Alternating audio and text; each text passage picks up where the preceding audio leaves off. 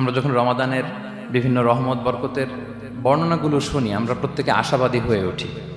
এবং বিশ্বাসীদের একটা বৈশিষ্ট্য হচ্ছে সবসময় আশাবাদী হওয়া, হোপলেস না হওয়া।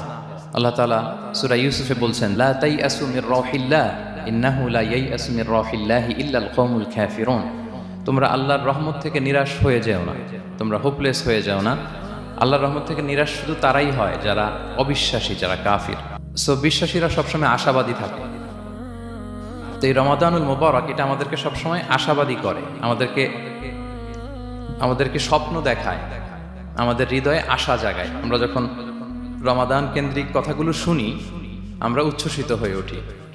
যখন বলা হয় যে এই মাস আসলে একটা নফল করলে ফরজের সমান সওয়াব, তারপর এই মাসে উমরা করলে হজের সমান সওয়াব, তো এটা শুনলে মনের মধ্যে একটা আশা জাগে যে আমাদের আওয়ার রিওয়ার্ডস আর মাল্টিপ্লাইড, আমাদের যে প্রতিদানগুলো দেয়া হচ্ছে নেক কাজের, এটা অনেক বাড়ানো হচ্ছে। তারপর যখন বলা হয় যে এই মাস আসলে জান্নাত খোলা হয়, জাহান্নাম বন্ধ করা হয়, শয়তানকে শেকলবন্দি করা হয়, মনের মধ্যে একটা আশা জাগে আমাদের যে না, বাঁচার একটা আশা ফিরে পেলাম, হয়তো এই দফায় আমি বেঁচে যাব, আমার মুক্তির একটা দিশা মিলবে, হয়তো আল্লাহ তাআলা আমাকে ক্ষমা করবেন এবং এই অপরচুনিটিসগুলো কাজে লাগিয়ে আমি মুক্তি পাবো ইনশাআল্লাহ, একটা আশা জাগে।